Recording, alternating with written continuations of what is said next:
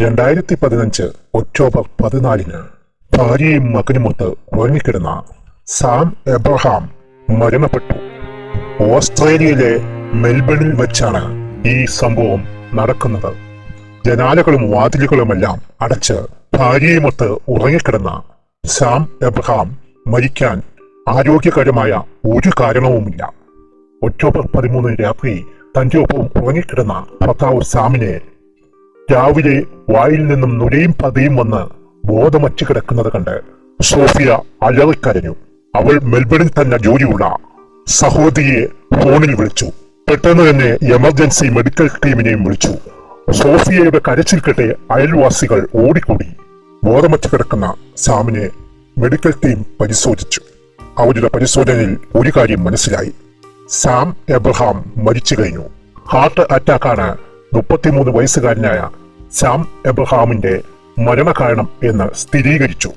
ചെറുപ്പം മുതലേ പ്രണയിച്ച് വിവാഹം കഴിച്ച ഭർത്താവിനെ നഷ്ടമായതിൽ സോഫിയ അതീവ ദുഃഖിതയായി.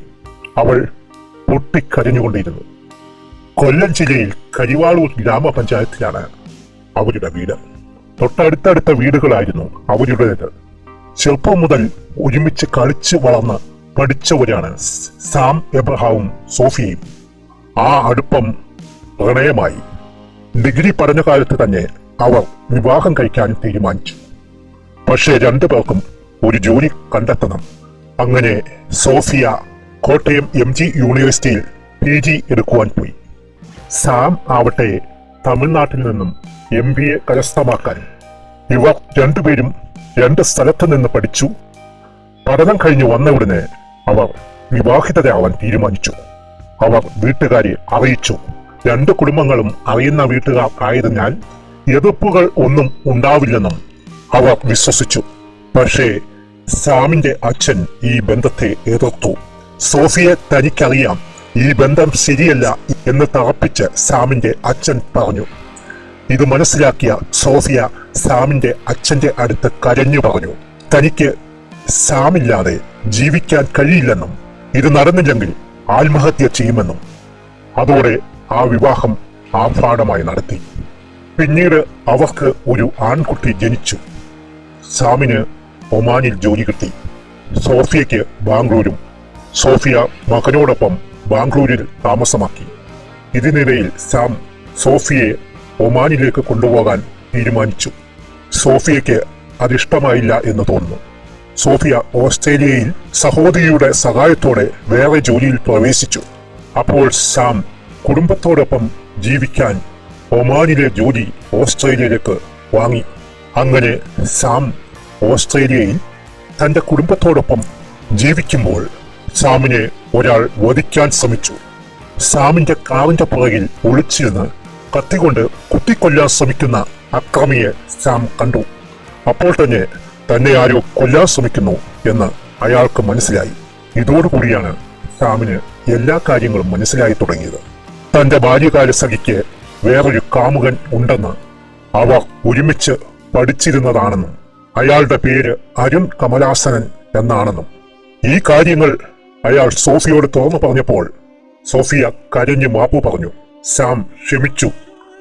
അങ്ങനെ അവർ ഓസ്ട്രേലിയയിൽ നിന്നും വീട്ടിലേക്ക് പറന്നു. വീട്ടിലെത്തിയ ആഘോഷവേളകളിൽ സാം ദുഃഖിതനായി കാണപ്പെട്ടു. തിരിച്ചു പോരാൻ നേരത്ത് സാം, ഇനി ഞാൻ വരുന്നത് ചിലപ്പോൾ ശവപ്പെട്ടിയിലായിരിക്കും എന്ന് അച്ഛനോടും ചില ബന്ധുക്കളോടും പറഞ്ഞു. അവർ ഓസ്ട്രേലിയയിലേക്ക് തിരിച്ചുപോയി. അവിടെ ചെന്ന 3 ദിവസത്തിനുള്ളിൽ സാം കൊല്ലപ്പെട്ടതായി അച്ഛനും അമ്മയും അറിഞ്ഞു. ആരാണ് തന്റെ മകനെ കൊന്നത്? അവന് ശത്രുക്കൾ ആരുമില്ലല്ലോ, അവർ ചിന്തിച്ചു. സാമിന്റെ മൃതദേഹം കേരളത്തിലെത്തിച്ചു. ആ മാതാപിതാക്കൾ പൊട്ടിക്കരഞ്ഞു. പക്ഷേ അവർക്ക് സാമിന്റെ മരണത്തെക്കാൾ ഭർത്താവ് നഷ്ടപ്പെട്ട സോഫിയയെയും അച്ഛൻ നഷ്ടപ്പെട്ട മകനെയും ആശ്വസിപ്പിക്കാനാണ് സമയം കണ്ടെത്തിയത്. കുറച്ച് ദിവസങ്ങൾക്ക് ശേഷം സോഫിയ മകനെയും കൊണ്ട് ഓസ്ട്രേലിയയിലേക്ക് തിരിച്ചു. മകന്റെ പഠനം മുടങ്ങുമെന്ന കാരണത്താൽ ഓസ്ട്രേലിയയിലേക്ക് പോയ സോഫിയ എല്ലാ ദിവസവും സാമിന്റെ അച്ഛനെയും അമ്മയെയും വിളിക്കും.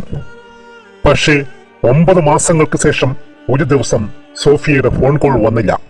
പിന്നീടും വന്നില്ല. അപ്പോഴാണ് ആ ഞെട്ടിപ്പിക്കുന്ന വാർത്ത സാമിന്റെ മാതാപിതാക്കൾ അറിയുന്നത്. സാമിനെ കൊല ചെയ്തതിന് സോഫിയെ അറസ്റ്റ് ചെയ്തുവെന്ന്, മരണകാരണം ഹാർട്ട് അറ്റാക്കാണ് എന്ന് പോസ്റ്റ്മോർട്ടം റിപ്പോർട്ടിൽ ഉണ്ടായിരുന്നിട്ടും അതെങ്ങനെ കൊലപാതകമായി മാറി? അതും തന്റെ മകനെ ജീവന് തുല്യം സ്നേഹിച്ച ഭാര്യ, ചെറുപ്പം മുതൽ കളിച്ചു വളർന്ന് സ്നേഹിച്ചവർ. സാമിന്റെ അച്ഛനും അമ്മയ്ക്കും ഒരു എത്തും പിടിയും കിട്ടിയില്ല.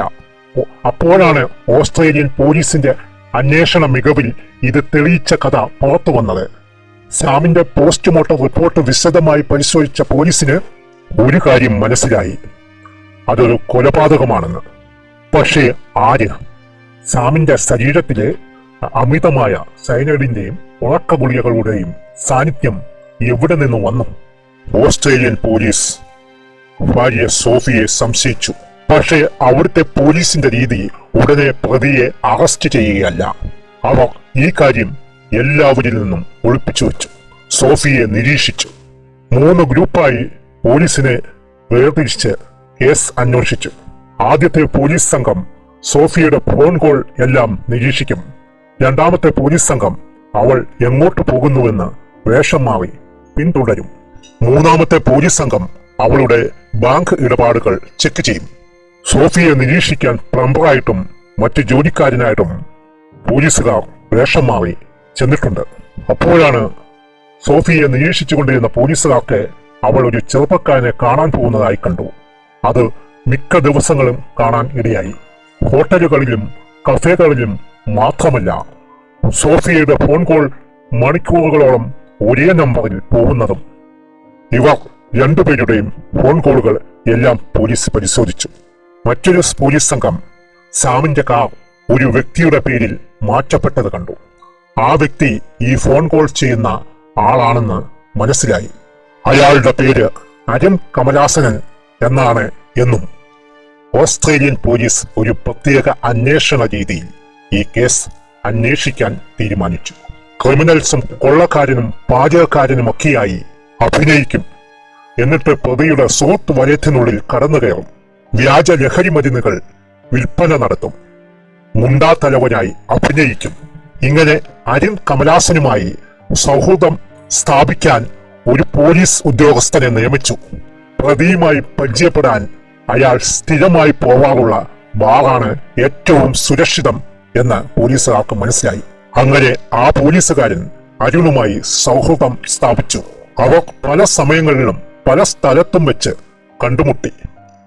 ജോ എന്ന് വിളിക്കുന്ന തന്റെ ബോസിന്റെ മകളെ കാണാനില്ല എന്ന രീതിയിൽ അരുണിന്റെ വീടിനടുത്തുകൂടി അന്വേഷിച്ചു ചെന്നു. അവർ രണ്ടുപേരും മകളെ തപ്പി നടന്നു. അങ്ങനെ ആ സുഹൃത്ത് ബന്ധം വളർന്നു. ആ സമയത്താണ് ആ പോലീസുകാരൻ താനൊരു ക്രിമിനൽ സംഘത്തിലെ അംഗമാണെന്ന് അരുണിനെ ധരിപ്പിച്ചത്. തന്റെ സംഘത്തിൽ ഇഷ്ടം പോലെ പണം കിട്ടുമെന്ന് പറഞ്ഞ് ആ പോലീസ് വേഷം കിട്ടിയ പോലീസുകാരൻ അരുണിനെ സംഘത്തിലേക്ക് ക്ഷണിച്ചു. തനിക്കൊരു ബോസുണ്ടെന്നും ആ ആളെ പരിചയപ്പെടുത്താമെന്നും പറഞ്ഞു. പോലീസുകാരന്റെ കൂടെയുള്ള ക്രിമിനൽ സംഘത്തെ അരുണിനെ പരിചയപ്പെടുത്തുകയും ചെയ്തു. പണമിടപാടിലും മറ്റു പല കാര്യങ്ങളിലും ഡോളറുകൾ പ്രതിഫലം ലഭിച്ചതോടുകൂടി അയാൾ അവരിൽ ഒരാളായി മാറി. ഡാൻസ് ബാറും മദ്യപാനവും പണപ്പിരിവും ലഹരിമരുന്ന് കടത്തുമായി ആ പോലീസ് സംഘം അരുണിനെ കൊണ്ടു നടന്നു. അപ്പോഴൊക്കെ അരുൺ മനസ്സ് തുറക്കുന്ന എല്ലാ കാര്യങ്ങളും അതീവ രഹസ്യമായി ക്യാമറയിൽ അവർ പകർത്തുന്നുണ്ടായിരുന്നു. തങ്ങളുടെ ക്രിമിനൽ സംഘത്തിന് ഓസ്ട്രേലിയൻ പോലീസിൽ വൻ പിടിപാടുണ്ടെന്ന് പ്രതിയെ മനസ്സിലാക്കിപ്പിച്ചു. അതുവഴി എന്തും നേടാം എന്നും. അപ്പോൾ സ്റ്റുഡന്റ് വിസയിൽ കഴിയുന്ന അരുണിന് സ്ഥിരമായുള്ള വിസ സംഘടിപ്പിച്ചു കൊടുക്കാമെന്ന് വേഷം കിട്ടിയ പോലീസുകാരൻ പറഞ്ഞു. അങ്ങനെ ഇമിഗ്രേഷൻ ഓഫീസറായി വേഷം കെട്ടിയ ഒരു പോലീസ് ഉദ്യോഗസ്ഥന്റെ മുന്നിൽ അരുൺ അവന്റെ എല്ലാ രേഖകളും സമർപ്പിച്ചു. ഈ അപേക്ഷയിൽ ഒരു തടസ്സമുണ്ടെന്ന് വേഷം കെട്ടിയ ആ പോലീസ് ഉദ്യോഗസ്ഥൻ അറിയിക്കുന്നു. ആ തടസ്സം ഒരു കൊലപാതകവുമായി അരുൺ കമലാസന് ബന്ധമുണ്ടെന്ന് ഓസ്ട്രേലിയൻ പോലീസ് സംശയിച്ച് അന്വേഷണം തുടങ്ങി എന്നും അത് മാറ്റിത്തരാൻ സംഘത്തിലെ ബോസിനെ കണ്ടാൽ മതി എന്നും പറഞ്ഞു. അങ്ങനെ ആ വേഷം മാറിയ പോലീസുകാരൻ അരുണിനെ ഒരു കാറിൽ കയറ്റി യാത്ര തിരിക്കുന്നു. ആ യാത്രയിൽ കേസ് ഉണ്ടാവാനുള്ള കാര്യം മുഴുവൻ അരുൺ ആ വേഷം മാറിയ പോലീസുകാരനോട് പറഞ്ഞു.